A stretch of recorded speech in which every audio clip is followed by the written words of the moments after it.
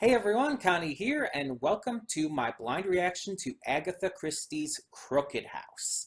This is a movie from 2017 that I had never heard of before. Now, I know Agatha Christie. I'm a fan of Agatha Christie's work, especially the obvious Murder on the Orient Express. I haven't read any of her stories in a long time, though, like since high school. So there's a lot I don't remember. There's a lot of stories that I don't remember the name of and don't remember all the details. I remember liking them. Agatha Christie was not horror, a mystery novelist. And yeah, I mean, Murder on the Orient Express is one of the greatest mystery novels ever written, right up there with the likes of Sir Arthur Conan Doyle's Sherlock Holmes stories. Crooked House, I don't know. Or at least I don't remember if I know. And I don't know anything about this movie. I don't think I ever remember hearing about this when it came out, meaning it probably wasn't like a big name theatrical release. If it was in theaters, it was one of those smaller movies that you just don't really hear about. Um, but I don't know for sure. I might just be having a brain fart. So I don't know who's in this or anything. I don't know what it's about. But this was a donation reward for Everett Taves. I am watching this on YouTube as well, by the way. Everett gave some extra money to be able to rent it on YouTube. So that's how I'm watching it. Also, I think I'm going to turn the brightness down a little bit.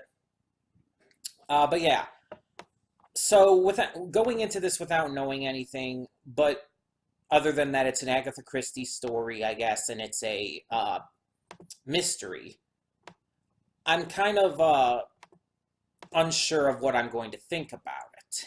I don't know if I'm going to like it. I don't know if I'm going to be bored by it. But it's a movie reaction, so that means unlike a series or something, I won't be able to drop it. If I do end up getting really bored by it or anything, then I'll just be sitting there bored for 2 hours. Because I believe this is just about 2 hours long. Let me check. Yeah, 155 according to the timer. Actually, I'm gonna turn the brightness back up just a little because my YouTube, I have the dark theme on it, so it's going to get a little darker on that screen. That's, I guess, about to where it was. But yeah, I'm interested to see what this is, though. I'm interested to see what it's like. We have one more, sorry. Donation, no. Is this the last donation reward, or? Let me check real quick. Because I want to mention this real quick, too. That would be in this Word document. It's either the last or the second to last donation reward for the last mega stream.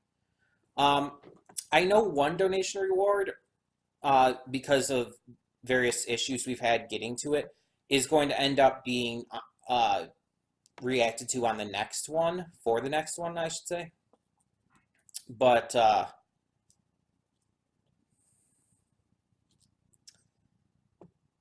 yeah, I think this is the last one for this mega stream, and everything else is just going to be pushed into the next one because we're so close. And we've still got to get to as well the Death of Superman and Reign of the Supermen movies for this month's movie night.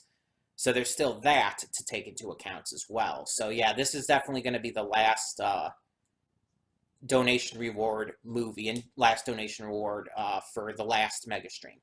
Everything from this point on is for the new one, which is for October. Donations are still open to that, by the way. If you have not donated for that yet, or if you have and want to donate again, please do. Any and all donations are accepted. Like I've said before, though, if you want to donate a game on Steam, gifting it to me, just consult with me first so we make sure it's a game I'm interested in. But yeah, otherwise, we're going to get this started and hope for the best because we have 2 hours and I'm already running later than I wanted to be for this.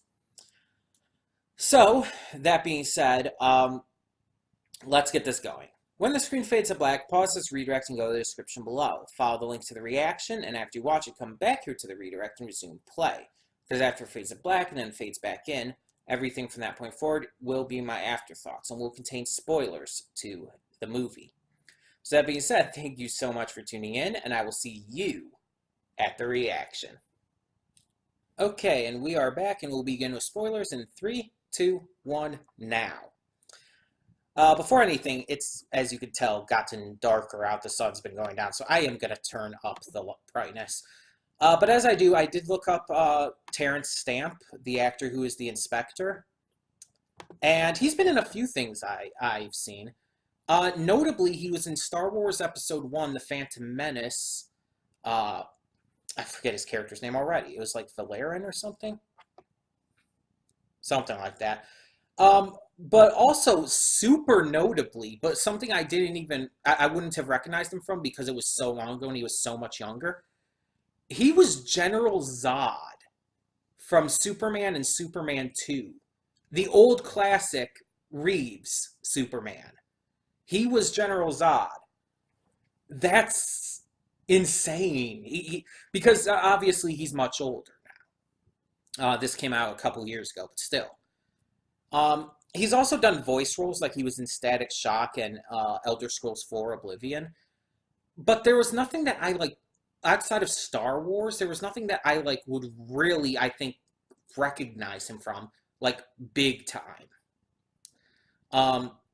At least nothing to the level that I thought I recognized him for.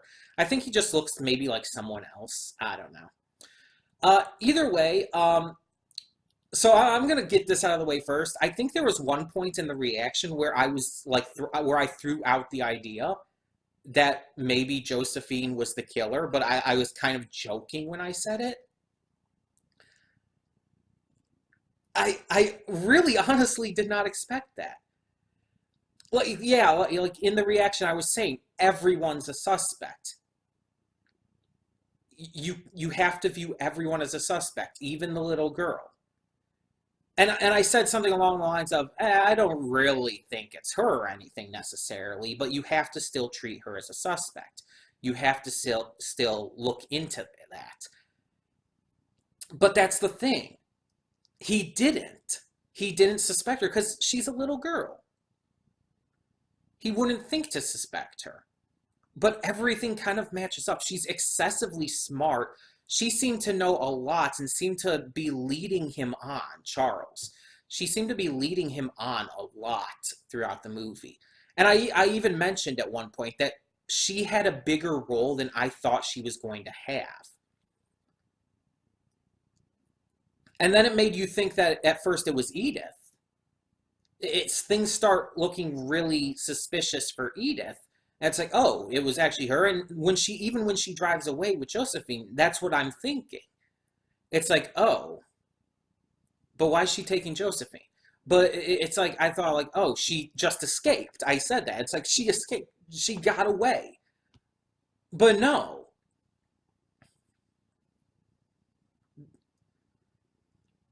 That's not actually what happened. She had found out because she had found Josephine's journal and read it. And she, having already found out that she had very little time to live left due to a medical issue, it didn't really explain what it was, I think, unless I missed something. But her medical reports came back, and yeah, she only has like maybe months to live. So when she found out and everything, she took Josephine, used this made-up excuse, and for a murder-suicide, and she succeeded. She drove them off the quarry cliff. The car exploded. They're fucking dead. And with the movie ending just after that, it's like, you know that they're dead. It's not even trying to hide it. And that's dark as fuck. Because not only was this little girl driven by a absolutely horrible family into becoming kind of sociopathic like this and becoming a murderer, not only for one person, but two. Not only that, but on top of it, her dying Aunt Edith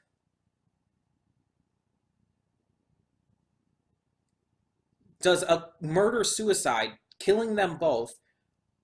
Herself, who was already the most likable character by far, the most likable character, even more so than Charles, and Charles is probably number two. Edith was honestly the only member of the family that I thought was redeemable in any way, except maybe Brenda. I didn't have too much of an issue with Brenda either. Oh, okay, and the son as well. Although he was a bit of a smarmy asshole. He didn't seem like as bad a person as everyone else. Those three, but Edith was definitely the most likable by far. So to see her do that in the first place, see her crying and really just miserable about the entire thing when she's doing it. The fact that she murdered a fucking kid as well doing it. We didn't actually see like the explosion actually kill the girl, of course. But we saw the explosion. We saw that was probably, if Josephine hadn't died when the car fell off and hit at first, just from the impact and everything, she died right at that moment. And that's dark as fuck. To basically, not completely, but to basically show a child being killed in a murder-suicide is horrifying. Even if that child was a murderer, a sociopath driven to this by an absolutely horrible family. It's still really dark and really messed up. So, my suspicions of these characters changed a lot throughout this movie. And I think that's something that Agatha Christie's good at, because it's the same thing in the Mystery on the Orient Express. Your prime suspect will change multiple times. And in the end, the actual conclusion, the actual like answer isn't what you expect. With Mystery on the Orient Express, or Murder on the Orient Express rather, everyone did it. It wasn't just one person, it was everyone working together.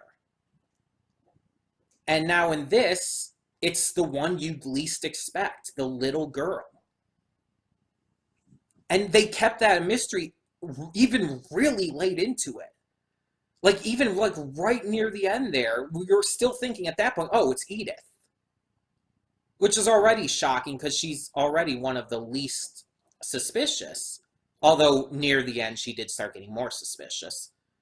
But then it's like it's making you think it's Edith at first, and then it reveals it's Josephine. It's like, holy shit, they actually went there.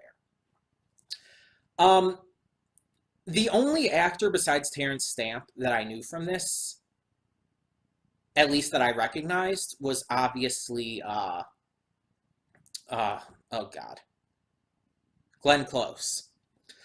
There's one other I think I know, but I'm not sure. I have to actually look it up, just to be sure. So let me look that up. I believe it's Gillian or Gillian Anderson, however you want to pronounce it.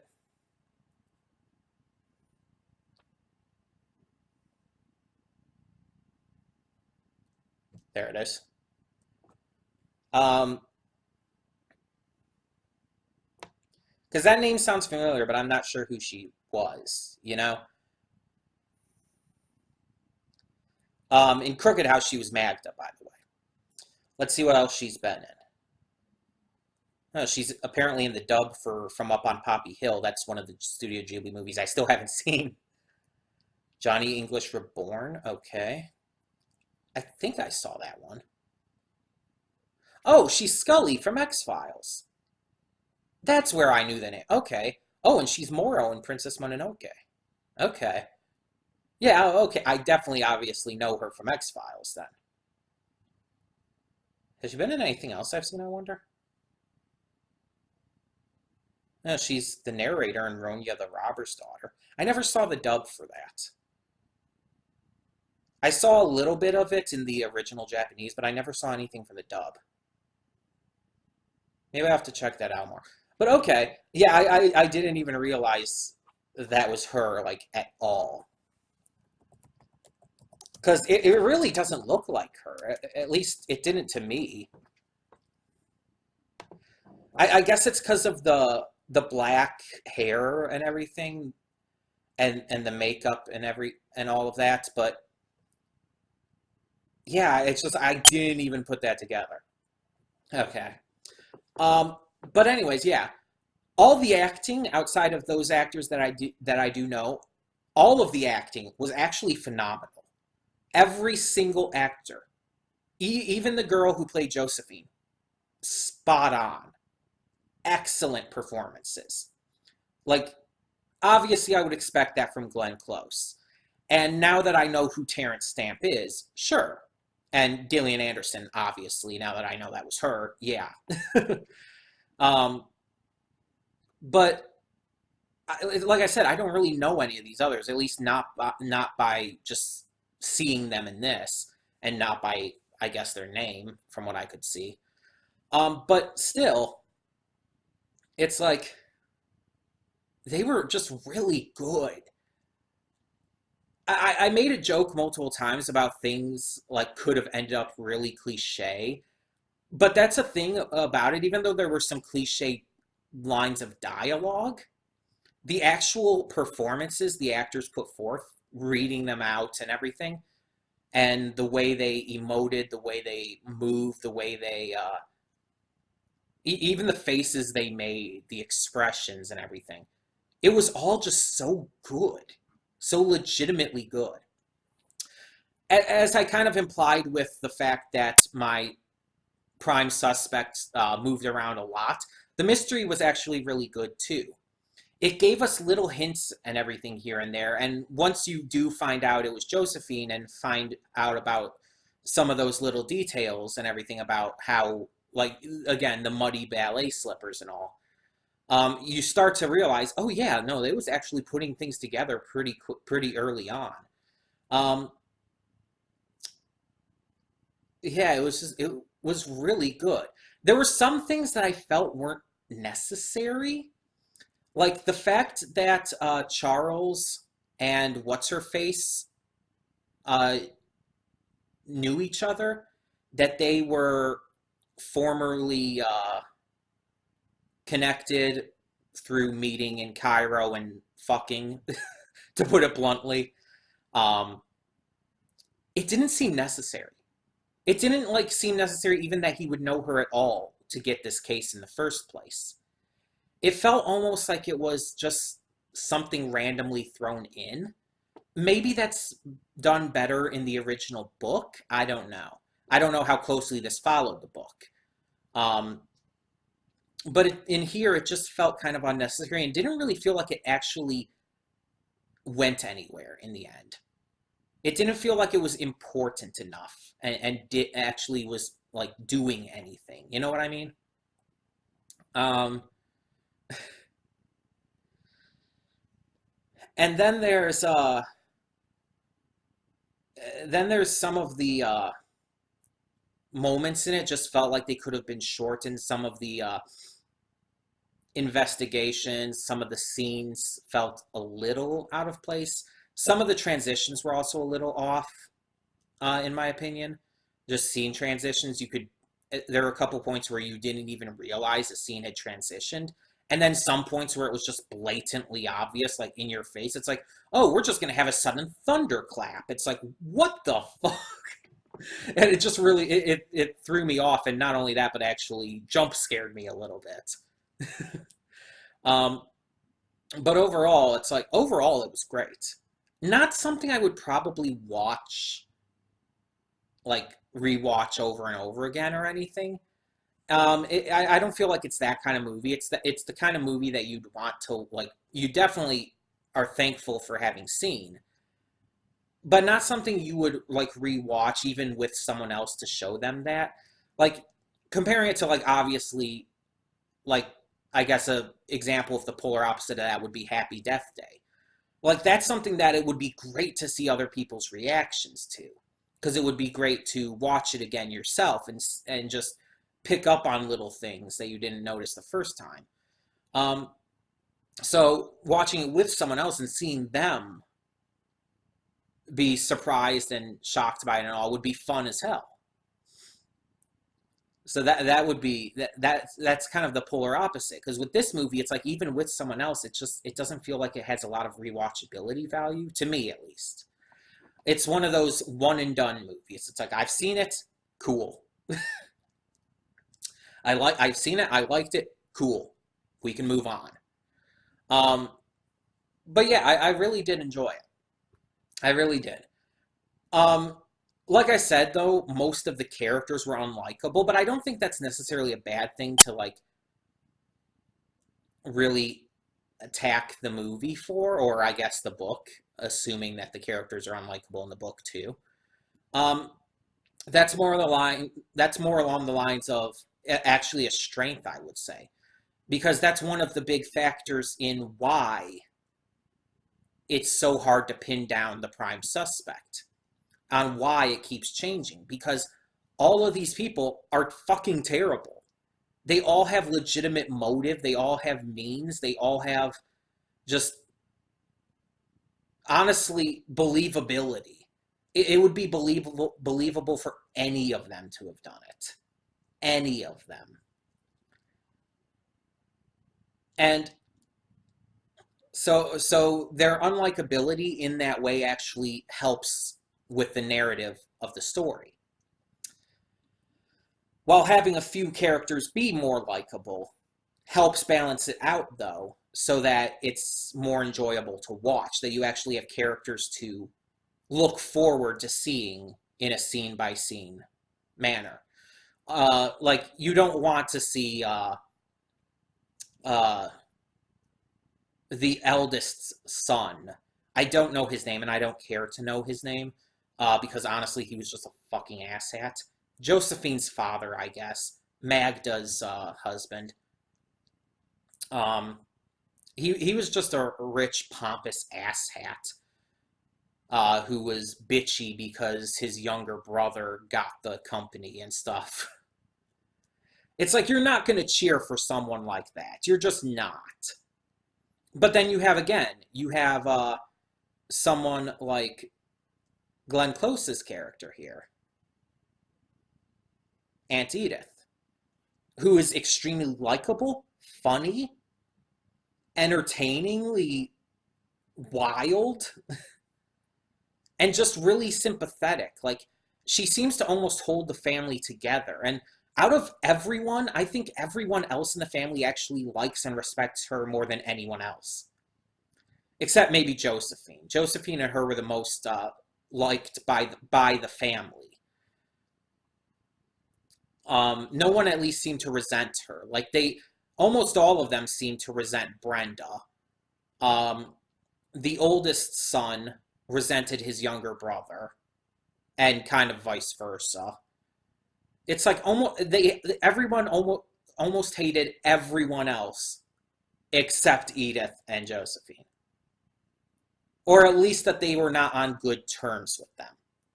Now, I also mentioned in the reaction that this reminded me of a Supernatural episode, and I want to see if I can find that real quick, because I actually really liked that episode. Um,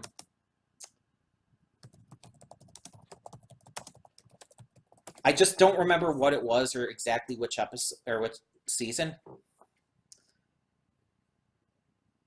Is this it? I think I might have found it really quickly. I just put in Supernatural episode Mansion Murder Mystery. And if this is it, that means it's on the season I'm currently on. Yeah. Okay, so season 10, episode 6 of Supernatural. This is the most basic synopsis here. Dean and Sam go to claim their fortune after discovering that Bobby, or his next of kin, have been named as a beneficiary in an heiress's will. And basically, the short of it is that, yeah, Bobby, their kind of adoptive father figure, um, he was named in a heiress's will, and Sam and Dean went there. There was a murder. They had to solve it, and all these kind of shenanigans happened. Um, the typical supernatural shenanigans and stuff. And it kind of reminded me of that because it's, again, it's a mansion murder mystery. It's just that kind of episode and all. So it kind of had that same style going on to it. And I really like that. I think it worked exceptionally well. And also another reason why why this movie reminded me of that is in that episode, the family hated each other. They were all at each other's necks. They all hated each other. So yeah, it's definitely very reminiscent of that. And I'm kind of wondering if that episode of Supernatural may have been based on this book. I mean, it's always possible, right? Wonder if I could find that out. I'll look this up as I continue talking, but I don't have too much more to say.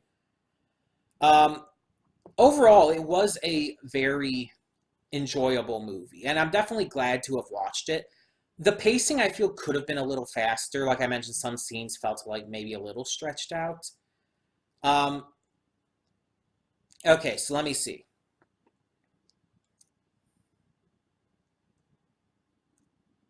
So there is definitely Clue references in it, which makes sense.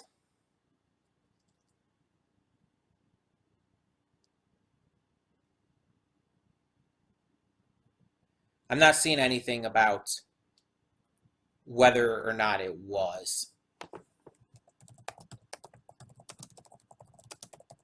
Let me see if this will help.